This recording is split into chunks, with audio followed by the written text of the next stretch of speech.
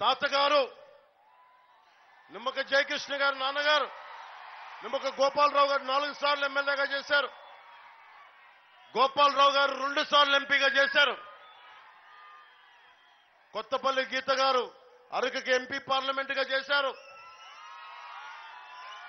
జగన్ దాస్తికానికి బలైన మొదట గిరిజన మహిళ. అన్యాయం చేశాడు. నిన్ను చంపేస్తానని బెదిరించాడు. ఆవిడ చంపితే చంపుకపోతే ఒకేసారి పోతే ప్రాణం. నీలాంటి గోండాలకి మేము భయపడేది లేదని చెప్పి దమ్ముగా ధైర్యంగా వచ్చిన ఆడపడుచు. అలాగే వీళ్ళిద్దరినీ మీకు జయకృష్ణ గారి మీద ఒకటే నేను మాటిస్తున్నా. నేను పిఠాపురం నుంచి పోటీ చేస్తున్నా.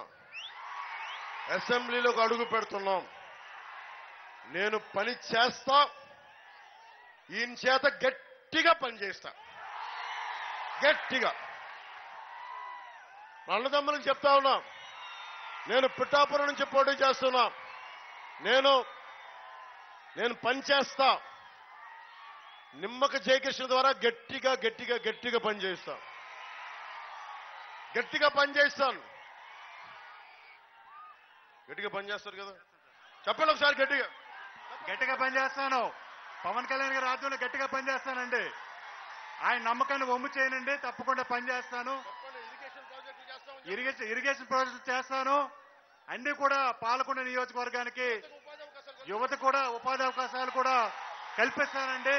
పవన్ కళ్యాణ్ గారి ఆధ్వర్యంలో అన్ని కూడా చేస్తానండి. ఆడబిడ్డలకి భద్రత కూడా కల్పిస్తానండి. పవన్ కళ్యాణ్ గారి ఆధ్వర్యంలో ఖచ్చితంగా ఆయన నమ్మకాన్ని ఎప్పుడు కూడా వమ్ము చేయకుండా పాలకొండ నియోజకవర్గాన్ని ఆయన యొక్క ఆశీస్సులతో అభివృద్ధి పదంలో నడిపిస్తానని ఆయన సమక్షంలో మీ అందరికీ నేను మాటిస్తున్నానండి.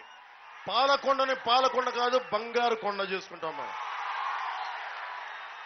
సో మా అందరికీ ధన్యవాదాలు తెలుపుకుంటూ, ముఖ్యంగా మా జనసేన నాయకులకి ప్రతి ఒక్కరికి పేరు పేరున ధన్యవాదాలు తెలుపుకుంటూ, పాపం భూదేవి గారికి భూదేవమ్మ గారికి మనస్ఫూర్తిగా నాకు త్యాగం చేసినందుకు ఆవిడ కృతజ్ఞతలు తెలియజేసుకుంటూ, ప్రతి ఒక్కరికి ధన్యవాదాలు తెలుపుకుంటూ, మీరు జగన్ని అమ్మా తండ్రి లేని బిడ్డనమ్మా నేను జగన్ ఏమన్నాడు వచ్చి నేను తండ్రి లేని బిడ్డనమ్మా. జగన్ వచ్చి ఏమన్నాడు? నేను తండ్రి లేని బిడ్డనమ్మా. ఒక్క ఛాన్స్ అన్నాడు. మీరు ఒక్క ఛాన్స్ ఇచ్చేశారు. నేను దశాబ్దం తర్వాత అడుగుతున్నా, అడగట్లా, అభ్యర్థిస్తున్నాను, ఆర్థిస్తున్నాను. నేను కూటమికి ఓటేయమని అడగట్లా, ఆర్థిస్తున్నాను, అభ్యర్థిస్తున్నాను.